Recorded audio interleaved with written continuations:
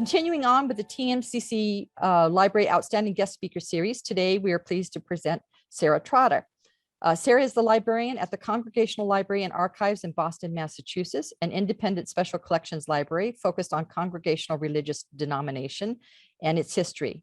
She received her bachelor's in English and Cultural Anthropology from Boston University and her master's of Library and Information Science from Simmons University. She is presented to the Massachusetts Board of Library Commissioners and the New England Association of Professional Genealogists, among others, on her work at the library and its resources. Congregational church records offer a wealth of information to support genealogical research, and genealogists of all experience levels are some of the library's most frequent patrons. She frequently assists patrons interested in learning more about their family's history and oversees the entirety of the library's print collection. Today, she will be sharing information about the library, how its resources can be used in genealogical research, and problems one might encounter when doing research in congregational church records. So I'd like to offer a warm virtual welcome to Sara. Yes, hello, thank you. I am thrilled to be here. Like Sue mentioned, my name is Sara. I've been here at the Congregational Library and Archives in Boston, where we are expecting 2 to 3 feet of snow tomorrow. I think a lot of you are in warmer climes, so I'm feeling a little jealous. For the last 6 years. As Sue mentioned, congregational church records are rich in information for genealogy research, especially because Congregationalists were some of the earliest European settlers in the area, and congregational churches functioned as de facto town governments in New England in particular. We often work with people here at the library who are looking to join genealogical societies like the DAR or the Mayflower Descendants, working with our records. And today I'd like to talk to you about the library and its resources and how to use them in your research. But first, I'm going to explain a little bit about Congregationalism for those of you who aren't familiar. And because the way the denomination functions, there are a number of implications for genealogical research. I'm going to start with some key terms. The first is congregational, the adjective, and congregationalism, the noun. Congregationalism is a Protestant denomination which relies on a polity of autonomous church governance. Basically, the defining feature of congregational churches is that each congregation functions independently. Congregational churches trace their history back to the 17th and 18th century Puritans. They're self-governing and subscribe to a variety of political and religious ideologies. So they range from very liberal to very conservative. In Congregationalism, there are voluntary associations at the state, regional, and national levels. But unlike other denominations, there aren't any overarching superstructures that dictate how churches should act. In other words, there are no dioceses, no bishops, no presbyteries that govern individual churches. Today, Congregationalism exists in 4 nationwide voluntary associations: the United Church of Christ, the UCC, the National Association of Congregational and Christian Churches, the NACCC, and the Conservative Congregational Christian Conference, the 4C. There are also a number of independent churches that are unaffiliated with any of these national bodies. How does this impact genealogical research? Because congregational churches function largely independently, there's no mandate for them to deposit their records in any particular location or to deposit them at all. Records are often scattered, they might have significant gaps, or they simply might not exist. Although the Congregational Library maintains relationships with the 3 national bodies that I mentioned earlier, we aren't officially a part of the church, so there's no mandate for any church to deposit here either. We do seek out records from churches that are closing, but not all of them wind up in Boston for a number of reasons. We might not know that the church is closing, the church might not contact us, the church might have other plans in mind. And again, because congregational churches are so localized, sometimes it makes more sense for their records to stay in the local area also, where the people who are going to get the most out of them will have more access. Generally, if a church is still open, they're responsible for the care of their own historical records. If the church is closed, then the sleuthing begins. And I'll talk a little bit about that later. There are a number of places where records often end up if they don't find their way to us. Local and state historical societies, local college and university archives, public libraries with local history collections are all common places. And the staff here have a number of strategies for trying to track them down, which I'll share with you. The next term is Christians. Instead of referring to an entire category of religious practice, I'm referring specifically to the denomination. The Christians were a group of people who in the 19th century issued the creeds, denominational labels, and organizational machinery typically used to divide various Christian sects. Instead, they came together as self-governing and autonomous churches, declaring their desire to be known only as Christian. You might notice some commonalities here with the self-governing. A portion of this group merged with the Congregationalists in 1931. A second portion did not merge, and they exist today as the Disciples of Christ. Why this matters to genealogical research? Well, if you try Googling Christian church, you might have some idea. The ambiguous title and the avoidance of traditional denominational structures and rules about record keeping make historical Christian records difficult to find and also difficult to parse. Historical is the key word here. There are a number of Christian denominations that are still around, and their contemporary records tend to be a lot easier to work with. And because this is a genealogy class, and because all of this can get a little bit confusing, here we have the Congregationalism family tree, courtesy of thearta.com. You'll notice at the start of the tree, right here, there are the Puritans in 1628, who begin identifying them as Congregationalists at some point. The sources vary about when exactly this became common. A split in 1825 creates the Unitarian denominations in America. Several mergers, including the one with the Christians, yields the Congregational Christian Churches in 1931, right here. Then we get the United Church of Christ in 1957, the NACCC in 1955, and not pictured here is the 4C, which was formed in 1945. Moving on to the next term, that is Federated Church, which is both a description and a title you'll often find in a church's name. A federated church is produced when two separate churches of different denominations form a cooperation to become a church together, while retaining their own distinct governance, membership, and denominational identities. Why does this matter to genealogical research? Federated status can influence where records are deposited and how they are kept, which can cause irregularities, gaps, or duplications. Oftentimes, if a congregational church is federated with a different denomination that has more of a superstructure, more rules about depositing their records, the records will stay with that denomination instead. And finally, we have the Plan of Union.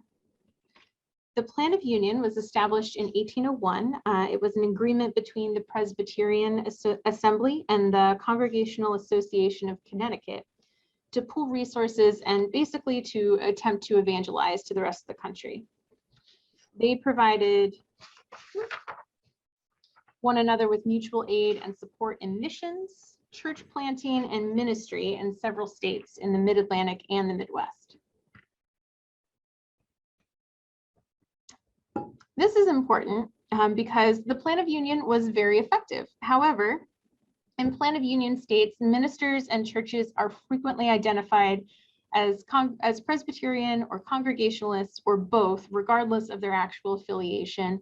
And these identifications among ministers also tend to be pretty porous. Both people and churches will go back and forth between denominations, sometimes more than once. This can lead to researcher confusion, and it can often make it necessary to check both Congregational and Presbyterian sources for finding church records. Now that we've gotten through all of that, I'll tell you a little bit about the library and its collection. The Congregational Library was established in 1853 as part of a larger mid-19th century trend towards denominational identity building.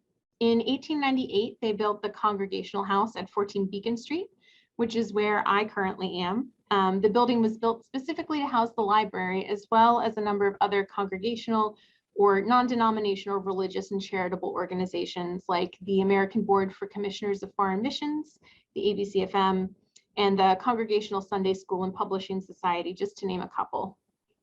Over the years, other similar organizations have taken up residence here, like the Boston City Mission or the Mass Council of Churches. And sharing space like this is often how the library has wound up with the records of a lot of these organizations. As you might have gathered from some of the things I've already spoken about, Congregationalism is pretty intimately bound up with early American history. And so our collection tends to be a lot broader than most people assume when they hear that we're a denominational library. We have a lot of peripheral material here, older town histories, material about social movements. Congregationalists were particularly involved in, like temperance and abolition. We have more than 250,000 items on all aspects of congregational history here. Our collection is heavily focused on New England because of our location and the concentration of congregational churches in the area, but Congregationalists were active all over the globe, and so we have material from all over the globe. We have church records from all over the country and a lot of material relating to international missionary work, including some personal papers of missionaries that discuss their time abroad. Over time, the purpose of the library has changed from a resource for clergy to write their sermons or engage with theological topics of the day. We do still provide these resources for practicing Congregationalists and ministers, but the majority of our patrons come here for historical research. They might be academics, people looking to learn more about their own family or church history, or history buffs, amateur and professional. And here are just some highlights from our collection. These are not specifically related to genealogical research, but I'll dive right into that afterwards. The first is New England's Hidden Histories, which is our digitization, our biggest digitization program, where we are digitizing and transcribing colonial era church records. And many of these have come from our library, but we've also partnered with a number of other organizations, both cultural heritage institutions and individual churches, to get their records digitized and make them available for free online. We have a large collection of sermons, both in manuscript and in print. And as I mentioned before, the denominational affiliations for ministers can sometimes be very fluid. So most of them are congregational, but we do have ones from ministers who are from other denominations as well. We have a large collection of Matheriana related to the Puritan minister Cotton Mather, material by and about him, material from his ancestors and his descendants. And this is where you find my personal favorite thing in our collection, pictured down there on the bottom left. It's a full run of a Spider-Man Marvel team-up comic from the 70s, where Cotton Mather is the villain. He kidnaps the Scarlet Witch and takes her back in time to be tried during the Salem witch trials, and Spider-Man has to go and rescue her.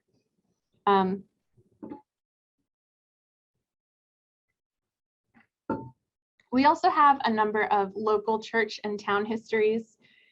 Because churches that are open are responsible for caring for their own historical records, we typically only have records from churches that have closed, but we do maintain some information about churches that are still open, and that's our local church history files. I'll talk about those in a little bit. We also have town histories to supplement that. Town histories tend to provide a broader perspective, and they'll often include some juicy details about the history of a church and its scandals and controversies that the church's own history might skirt around. So this is all part of telling a more complete story. We also have a large collection of 19th century children's morality tales because of a number of the presses that shared space with us here. And you can see some of those pictured in the right-hand corner. If any of you have kids, I'm sure you know that they tend to love their things to death. And the children's books we have here often aren't an exception. You can see here a previous owner has colored in all of the pictures in these booklets. All right, and now I'm going to jump into our archival holdings.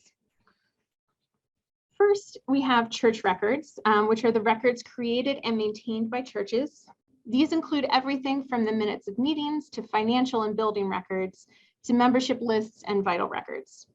It's also important to note that church records prior to about 1810 might also include town records.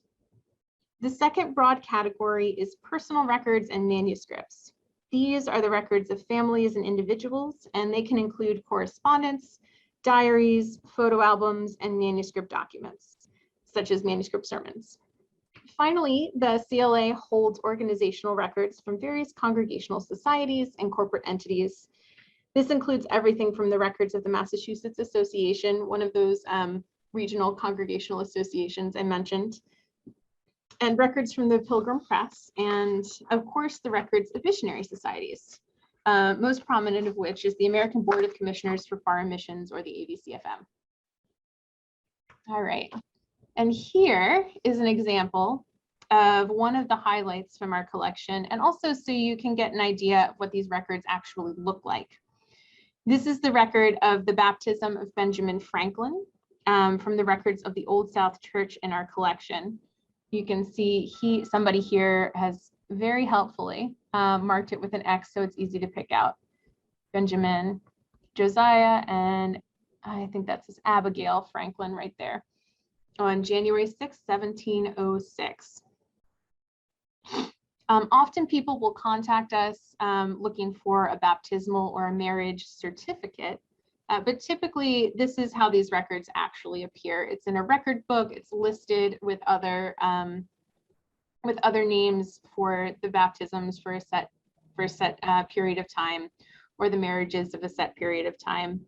So locating one individual, particularly if the name or the date is uncertain, can sometimes be a bit of a hunt.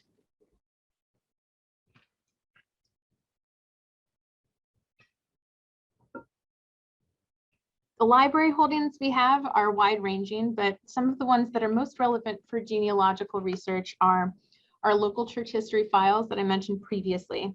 We collect these for churches that are still open.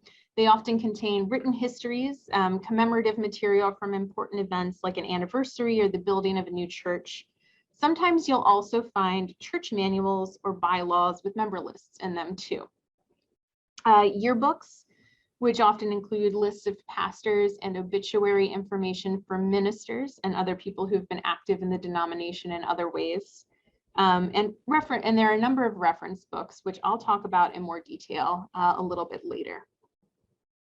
Now, the resources that we can offer you. The library is open to the public. All of these resources are available free of charge. You don't need to be a member to use them.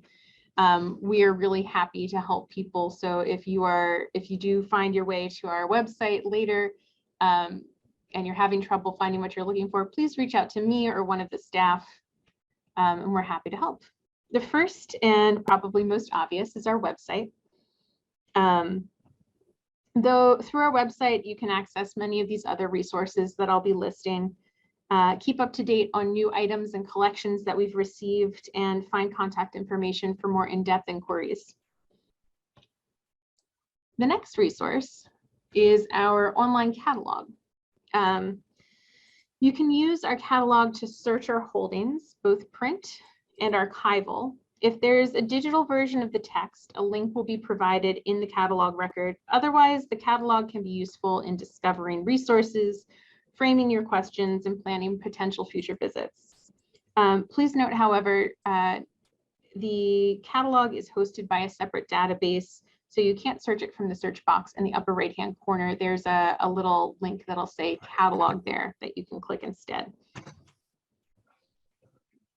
And speaking of finding aids, in addition to all of our archival collections being linked in our catalog, the finding aids are also available separately on our website. Finding aids are documents prepared by archivists that describe the collection in more detail than we're able to include in a catalog record, which tends to be pretty brief. Finding aids will tell you the breadth of the collection, the dates that it spans, how and under what conditions it can be accessed, and how to cite items from the collection. It also provides context via historical notes and a list of what items are found in which boxes in the collection. This is your go-to tool for determining if the information you're looking for might exist within the collection. So for example, we're looking here at the Calvinistic Congregational Church in Fitchburg, Mass. If you have a relative and you're looking for a record of their birth and you think it's probably sometime 1780, you'll see here the dates are 1805 to 2006. So you can pretty easily discount this. Those records won't be in this collection. And now moving on to New England's Hidden Histories, which I mentioned briefly before. New England's Hidden Histories is our biggest digitization project. It's been funded through the National Endowment through the Humanities for the last, I think, 5 or 6 years. NEHH makes digitized items available to all users remotely for free. There are also, in addition to these digitized records, transcriptions for a lot of them. Reading 18th century handwriting can be hard when you're trying to do it in person, and personally, I find it even more difficult on a computer screen.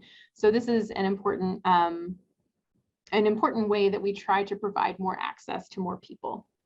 Right now, NEHH encompasses more than 140 unique archival collections from over 15 different institutions, and it's still growing. We were actually just renewed for another NEH grant, and so we will be expanding a lot more in the next couple of years. Collections are organized into 3 series: church records, personal papers and documents, and conference and association records. The next resource is Cortex. This is brand new. We just launched it this year. This is our digital asset management system. It's where all of our digital collections live, including all of the NEHH records I just mentioned. Many of them are transcribed here, and there's also, this is the coolest feature about Cortex is it has in-text searching for manuscript material. So you can search for a name and it can pull that out from a manuscript, even if it's not necessarily translated. And it's not perfect, but it is a huge leap in the right direction. And this was a key feature that made us decide to get this program. Next, we have our obituary database. This is a database of citations of obituary and necrology listings from various congregationally concerned resources, including denominational yearbooks, periodicals, and reference works. Most of the people contained in this database are ministers, missionaries, and their spouses. It's an excellent resource to learn more about people and perhaps discover new lines of inquiry. Nearly all of the volumes that are cited in this database are freely available online through the Internet Archive, and we link them where we're able to. All right, and now back to some of the reference works that I was talking about before. This one is an inventory of the records of the particular congregational churches of Massachusetts gathered 1620 to 1805. This is an inventory that was compiled in the 70s by then librarian of the Congregational Library and Archives, Harold Worthley. In it, he identifies the oldest congregational churches in Massachusetts and inventories their records and the disposition of those records and where they might be located as of the time of his writing, whether they're known to exist or if they're known to have been destroyed. So it can be, if you're looking at a church in Massachusetts that was founded relatively early, this is an excellent resource for figuring out if the information that you're looking for is even available. The information is dated by some decades, but it can point you in the right direction and give you a handle on what records exist. Let's see, and I will show you an example here. This is from the volume for Agawam, specifically the First Church of Feeding Hills. The entry has a brief historical note about the church right here up at the top. It lists the ministers of the church up until 1805, the elders and the deacons. And then this note, the records are owned and held by the church unless otherwise noted. So that'll tell you right where they are. Then the inventory starts. The volume designated CR1 or Church Records 1 dates 1762 to 1819 is listed as missing. However, there's a copy of this volume created by Roland H. Cook in 1899 from the original, which exists at the time of the writing of this book, and it's located in the Berkshire Athenaeum in Pittsfield. And it contains the church covenant, deaconal elections, and vital statistics. Similarly, so copy 2 of this first volume also exists. No location is given there. So we have been told earlier that unless otherwise noted, these materials are held by the church. And so you can assume that this copy is held by the church itself. If you're a researcher who needed, say, vital statistics information from this church to document a birth, a death, or a marriage, you would know that only copies exist. If working with copies was permissible for your use, you would also know to start your inquiry in Pittsfield at the Berkshire Athenaeum or at the church itself. And as a note about how the datedness of this material, I do think that we have gotten these records from this church in the intervening years. So they could very well be here. All right, next we have the Churches of Christ of the Congregational Way in New England. It's the first in a series of books that identify congregational churches in America and trace their founding, mergers, splits, and closures, and name changes.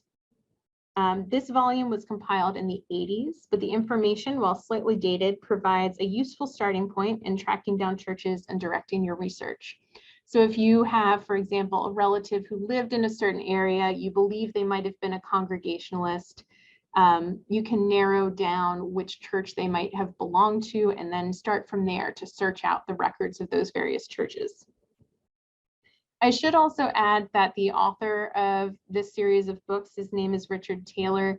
He's still writing these books. He's constantly updating this information. So as he does more research and finds that he's missed things or made errors, he sends us all of the new details so that we can add supplements to the books here. So he does try to keep them very up to date. The volumes in this series are divided by region, and he's still working on more volumes. They're a labor of love, compiled by congregational pastor and scholar Richard Taylor. The CLA holds copies of all these volumes, but only the New England one is available online through the Internet Archive. In it, churches are arranged by state, then by county, and then by town. And like the other one, I will show you an example here. This is where you can find them on the library's website. You can see also that the other regional indexes are included there. Southern Congregational Churches, Churches of the West, Plan of Union and Congregational Churches in the Mid-Atlantic states, Congregational and Plan of Union Churches in the Great Lakes states, Congregational Churches on the Plains. And there are a few more volumes that are forthcoming. Let's see, this is what the pages tend to look like. And we're going to pick out this first entry so I can walk you through what all of this means, because the layout here and some of the abbreviations are pretty idiosyncratic. So the first one in column A, you have the ecclesiastical, ethnic, or language notations. You might have seen in some of the other ones here, the SW would indicate that this is a Swedish church. The B down here indicates that it's a historically Black congregation. Let's see. It also includes the number by which this entry is identified, which is important when discussing mergers. And I'll show you another example of that. Just hopping back to the other page. Down here, number 36, you see merger of number 36 and number 48, which is listed on a subsequent page. All right. B is the town name, which is alphabetical within the county, and then the church name, which is listed alphabetically within the town. In this case, this is Granby First Congregational Church. What follows is additional information on the church. In this case, the church is also known as North Church, and is formerly known as Salmon Brook Society Northwest of Simsbury until the year 1786. Column C is the date of organization. In this case, there are multiple dates listed because sources vary on when this church was founded, and the citations are listed here as well. Those are parsed. There's a glossary for the book that's also available online that would explain some of these abbreviations. Column D is a list of years published in congregational church lists, like the yearbooks. In this case, it was from 1819 on. And E is the current status as of the publishing of the book. In this case, it's the UCC, or the United Church of Christ. All of this is extremely useful information in figuring out if the records you're interested exist, if the church, if this is a church you're interested in, and where you might begin locating these churches' records. So for example, I'll pop back to the previous page. Under column E, the churches that have an X in that column means the church has closed, which means that the records are likely in a repository somewhere if they exist. All right. Okay, and then starting your research. In a moment, I do have a couple things I'll be popping into the chat. I have some posts from our blog, which I wrote, that give more detail about how to locate a person using our resources and other things that are available online, how to locate a church and its records, and that'll summarize a lot of the information that I've gone through already. And if you're looking for somebody who you believe might have been a Congregationalist, you're probably looking for a person and a church. So I'll be hopping back and forth between the columns. If you're locating a person, you'll need some idea of the name and an approximate location and an approximate date. So if you know somebody lived in, for example, Granby, Massachusetts, around 1800 to 1810, you can look in the Rick Taylor books, those indexes, and see which churches were active at that time, and then look for the church. Likewise, to track down a church's record, you need the approximate location. Town boundaries often change over time, and often churches can sometimes physically pick up and move and relocate to new areas. So sometimes these things aren't always the same. And approximate dates, again, so you can figure out where those churches might be. If you're looking for clergy, you might be able to find them in our online catalog. You might be able to find things that they've written or things that have been written about them, like an obituary sermon or something about their ordination. They'll also likely be found in our obituary database. If you're looking for a missionary, you might also be able to find them in our catalog, but they're probably involved with the American Board for Commissioners of Foreign Missions, or maybe the American Missionary Association. Both of those organizations have their annual reports, which list out the name of missionaries in their individual mission fields. And these are all digitized and available online. Most of them are through HathiTrust. But if you're looking for an ancestor who served as a missionary, you can find details of their activities in those annual reports. I should also add that the bulk of archival material from the ABCFM is held at the Houghton Library at Harvard. We have microfilm of this collection, but they have more material on top of that that's largely comprised of individual missionary memoirs and writings from the field. It's a real treasure trove of information. Similarly, the American Missionary Association, their records are located at the Amistad Research Center down in New Orleans. They're affiliated with Tulane University. And again, we have microfilm of these records, but the originals are located down there. Again, for locating church records, if you're trying to track them down, the Wordley inventory can be very useful for records in Massachusetts.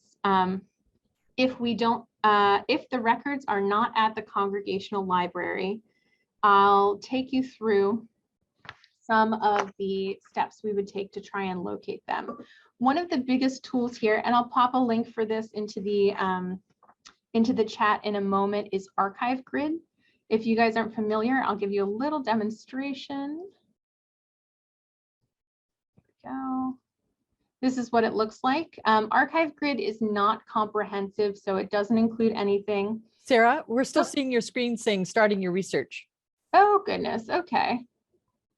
So this is Archive Grid. Archive Grid is not comprehensive, but it does list the holdings of a number of archival repositories all across the country. It mentions here over 7 million records. So I'm just going to type in Feeding Hills Congregational Church. I'll do it without quotes to start, just to see what we get. With quotes sometimes helps you narrow down your search. So we don't find anything here, nothing that says the church records of the Feeding Hills Congregational Church. So in that case, what you might do next is turn to your local sources, because congregational churches tend to be so localized. Often, if I can't immediately track down where records are located, I will refer the person to some local organizations that might have a better idea. The person at your local historical society is often a treasure trove of information. And oftentimes, particularly if a church has closed relatively recently, people in that town might know what happened to it. So I always recommend people reach out to people at state and local historical societies, public libraries, local colleges and universities. Sometimes there are other local cultural heritage institutions for a region that can be helpful as well. All right, and now I'm going to hop back to my PowerPoint. There we go. And move on to right here. I am happy to take any questions you have about the presentation or our resources. And I just wanted to open it up. Are they, Sue, maybe you can tell me, are things going to come through the chat? I'm not seeing any questions, but let's let the class know that this is the time for them to submit questions. You can either unmute your microphone and ask her directly if you'd like, or you can put it in the chat box. Either way around, just please leave your cameras off because we are recording. And while we're waiting for some questions to come in, I have a couple of questions. Yes. On that little flow chart of different factions of time, you know, I think it was your third slide. Mm-hmm. You showed the Universalist Church. I have direct descendancy from the Ballou family, who was very active in organizing the Universalist Church. So I was kind of excited about that. And then also one question I kind of like to ask almost all of our speakers who work in libraries: what is the size of your library? I mean, as far as like items are concerned. We have about 250,000 items, and that's Wow. including archival collections, monographs, so books and pamphlets, and periodicals. We have a very small collection of objects that have come, but that's typically not something we collect. So we are, I think by industry standards, we're considered an medium-sized library collection-wise, but the staff is relatively small. Right now it's me and 2 archivists, and we're looking to hire some more people in the near future. I see Catherine raised her hand. Right. There's a genealogy lecturer, Reverend David MacDonald, and I heard him speak several weeks ago, and he advised me for my question about immigrant. He was not a Mayflower immigrant, but he was in Ipswich by 1645, but by 1655 he had left for the western end of Long Island. And he thought that maybe it was because of some problem he had in the Congregational church. I know I need to look at the church records. It looks like the town histories would be good, but what he said I needed particularly to look at was court records, because if he got in trouble with the church, the reason he left, that there might be records in the court records, but that's not what you hold, right? It depends on the nature of the trouble, because churches, they did hold like disciplinary hearings. And there is like often there's a lot of overlap between what we might consider something for the Church and town. Yeah, exactly. And so it depends on what he might have done, but that sort of thing might very well show up in the church's records. And one of the consequences, depending on what he might have done, could be excommunication, and that would have potentially resulted in him relocating to Long Island, like you said. So to look through the church records, see if I can find those first, and then if I can find any other court type records. Yes. Okay, thank you very much. You're welcome. You know, Sarah, that kind of brings me to a question I was going to ask. Do you mind, maybe Catherine can give us the name of her ancestor, and maybe you can just demo the catalog live? I would love to do that. Yes. That would be great. His name is Richard Betts, B-E-T-T-S. Okay. All right. Are you guys seeing the web page, the Congregational Library webpage? Yes, we are. Wonderful. I'll do this on the public interface so you guys can see what it would look like for you instead of logging in. Can you repeat the name for me, Catherine? Richard Betts, B-E-T-T-S. Okay, doesn't look like we have anything here. I can also check the online, the obituary database. This is typically like if you weren't a minister or someone who was otherwise active in the church, it's not unusual. His father-in-law was, but I'm not sure whether his name was Chamberlain. I've forgotten his first name. He married in Ipswich to Joanna Chamberlain, but whether she came by herself or with her parents, I haven't been able to find out. It'll take me a minute to get to on my database to find out his first name. No problem. Yeah, no problem. And feel free, if you'd like to do some of this searching later, you can shoot me an email and I'd be happy to help you with that then. Thank you. Of course. And so we have another Betts here, not Richard, maybe a relation, maybe not. But another thing I know you had mentioned about Ipswich, yeah. Yes.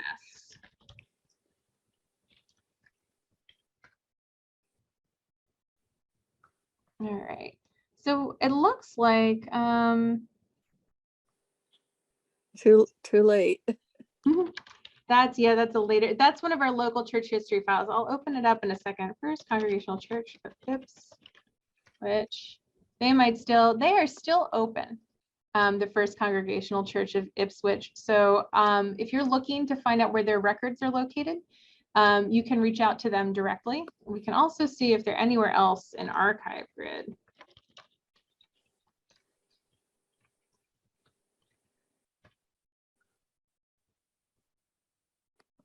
First church records, we have ones from 1724, but not any earlier. Yeah, this is really early. So yeah. A lot of those, it's very unfortunate, but a lot of those they didn't survive. Exactly. Such is the nature of historical research. But I'll open up the local church history files just so you can see an idea of what might be in here. This is from the first church.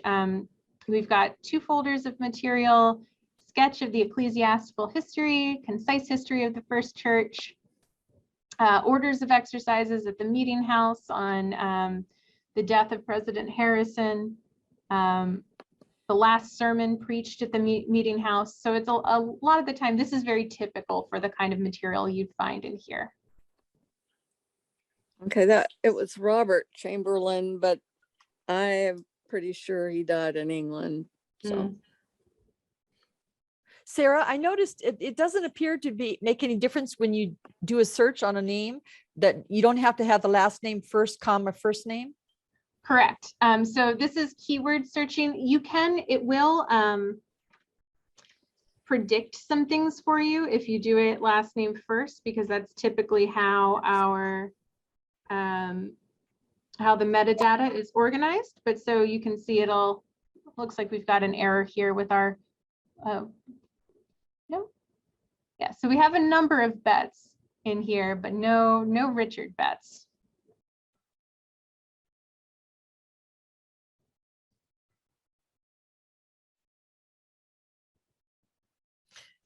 Now, if you're looking for your ancestor and you suspect that he was part of that church, I mean, how would you know? Would his name be in the paper associated with that church?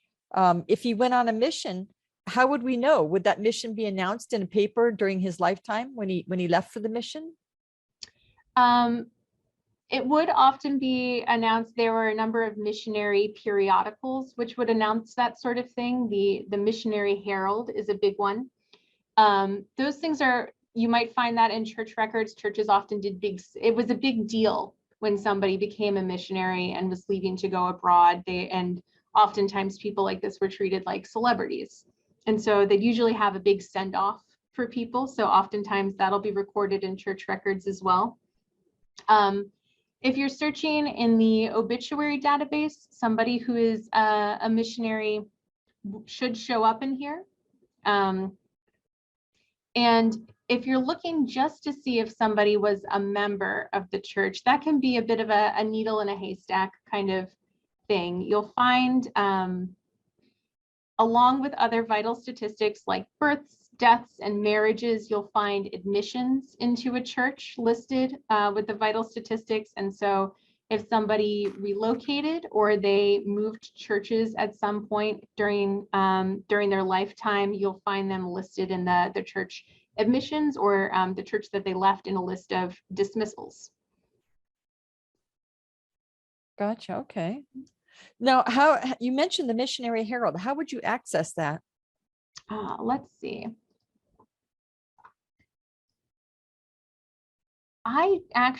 Missionary Herald, so here from the obituary database, I clicked on our frequently asked questions page, which will give you all the links to access everything that's been digitized.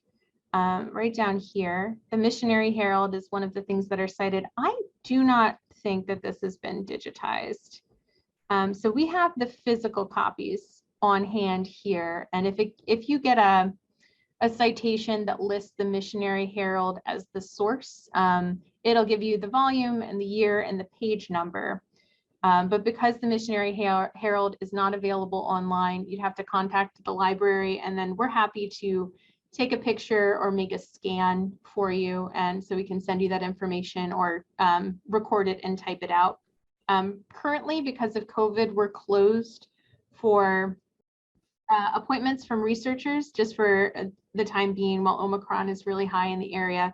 And so we aren't charging anybody for scanning. Normally there's a small nominal fee for that sort of thing, but while we can't let anybody in the building, we're providing it free of charge to all of the patrons. Well, that's wonderful. I mean, once again, something good comes out of this bad pandemic. Goodness. Yeah, we want to make it as easy as possible so that, people's research isn't too disrupted. You mentioned earlier your New England webpage on your website. Could you demo that? Because I know a lot of people in this class have New England ancestors. Yes, absolutely. Let me get back to our homepage. Digital archive right here.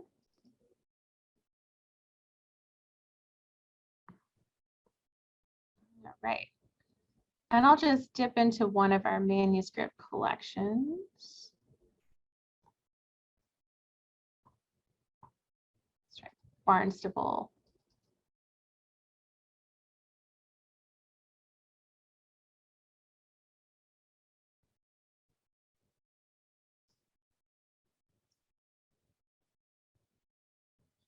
All right, and so you find down here we have, this is a brief like historical note that tells you a little bit more about the church and the records up here. And then you can click.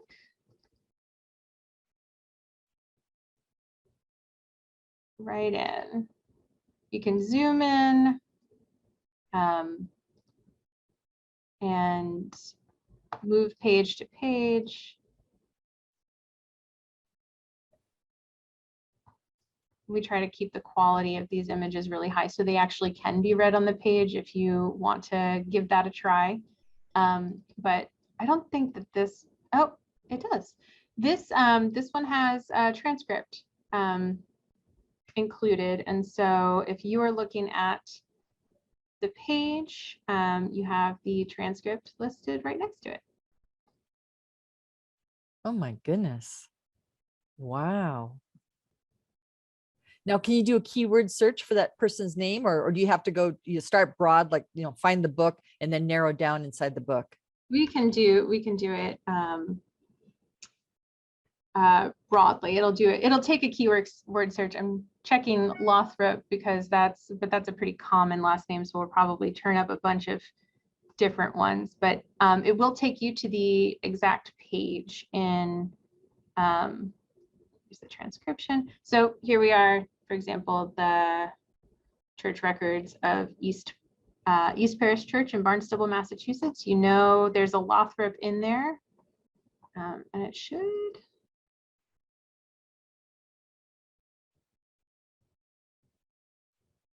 take you right to it. So it pops. So when you click on that, it takes you right to the first page where he's mentioned. It shows you how many hits there are, and will take you page to page in there so you can find him and and it'll highlight it in the transcription as well. Wow, that is amazing. This was, as far as I know, when we were looking at systems to kind of handle this sort of thing, Cortex is the only one that does this, which is, and for historical research, for people who might not always be able to access physical items, this is just such a game changer. We were really happy to be able to bring it on board. Well, that kind of begs to my next question about what percentage of your, I assume the majority of your materials are obviously out of copyright, so they can be digitized without any kind of a problem. So how much of your collection is digitized up to this point? Right now, our archival collection, since we're focusing on the big digitization project, focuses on material that's from about 1820, 1830 or earlier. So churches that maybe started in like the 1700s, if the records go up through 1830, we won't like chop them off at 1800. And so all of our records from before that, all of our archival records from before that time period are digitized. For material like the yearbooks, that usually goes through about mid 20th century. And then we still have the citations in the obituary database, but for material that's not in public domain yet, we have the physical copies on site and we can provide copies for people. Amazing. Wow. Wonderful. Well, I guess my next question would be, so if any of the people in the lab would like to contact you directly, is there like an online form that they have to fill out, or do you do it by phone, or how do you do it? We accept questions by phone, by email. If you're on Facebook and you have a question, you can send something there and somebody will get back to you. But I will put in the chat, I'll put our main email address. And that'll just, we have somebody who will triage it to the appropriate person who can answer your question best. That's info@14beacon.org. And to contact me directly, I know I put this on the slides, but I'll put it in here too. Just first initial, last name, also at 14beacon.org. Wonderful. Okay. As I'm scrolling through the chat box here, I'm sure that there should be some more questions coming from the lab. Let's see here. Anybody like to unmute your microphone?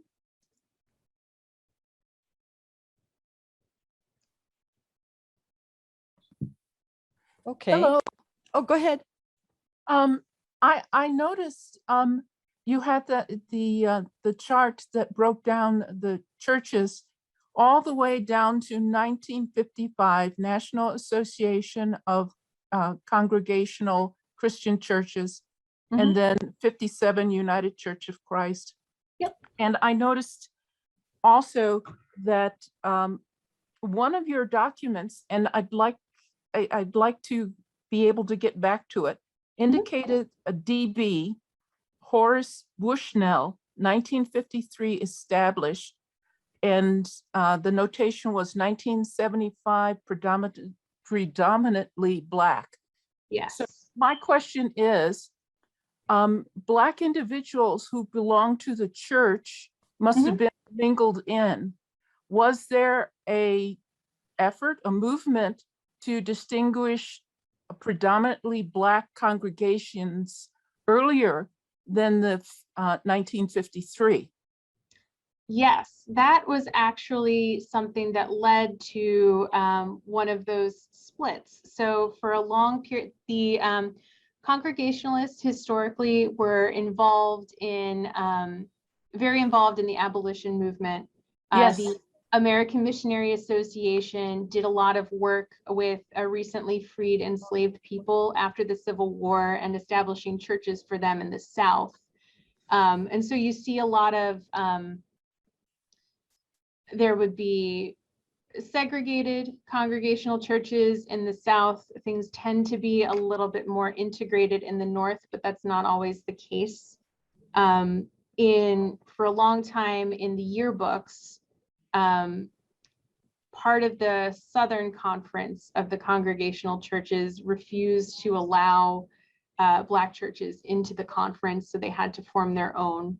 And that was one of the things that led to the split when around the mid-20th century, where you see the conservative congregational Christian churches split off in about 1945. And the NACCC split off and formed itself in 1955, and the UCC form in 1957. A lot of those issues were surrounding into the question of integration and whether churches wanted to or not. Does that answer your question? Yes, it does shed some light, but the page that you have up right now, how did you get to that page from your website? Okay, yes, I can show you that. This is, let me toggle between a new share. All right, from the main website, when you go to for researchers and the reference desk,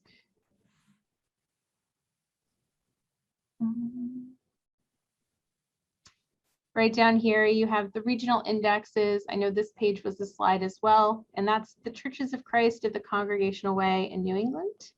And here it is, available in digital form on the Internet Archive. And so once I'm going to get us past all the introductory material so you can see it laid out here.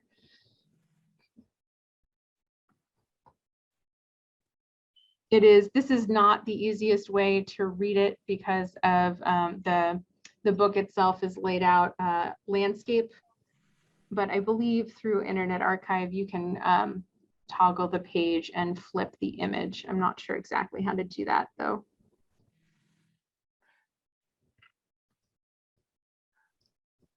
That's been very helpful. Mhm. I appreciate it.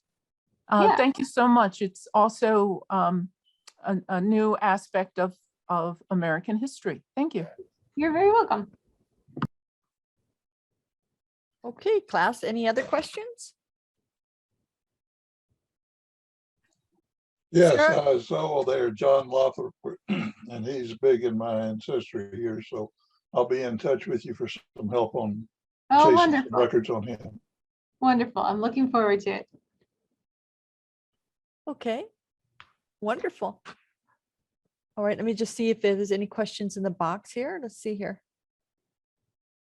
All right. Well, if there's no questions, boy, we're just right on time today. This is great. All right. So Sarah, a few things before you sign off. First of all, I want to remind everybody to download the chat box. I see that one person had a problem downloading the chat box, but that's not a problem. I will go ahead and download it and send it to you, but please send me an email. Don't put it in the chat box. Send me an email letting me know that you need the chat box for today, and I will send it to you because I don't want to send it out to everybody because some people I know are downloading it now as we speak. And with that, Sarah, I would like to say thank you so much. We really appreciate it. And I know I learned a lot, so I'm sure the class learned a lot as well. And I really thoroughly enjoyed today's presentation. So, and also thank you for allowing us to record. It'll take our marketing department a couple weeks at least to get it up on our webpage, but when it does get posted, I'll let you know. And we certainly appreciate your time today and your expertise. Yeah, thank you so much. It's been a pleasure.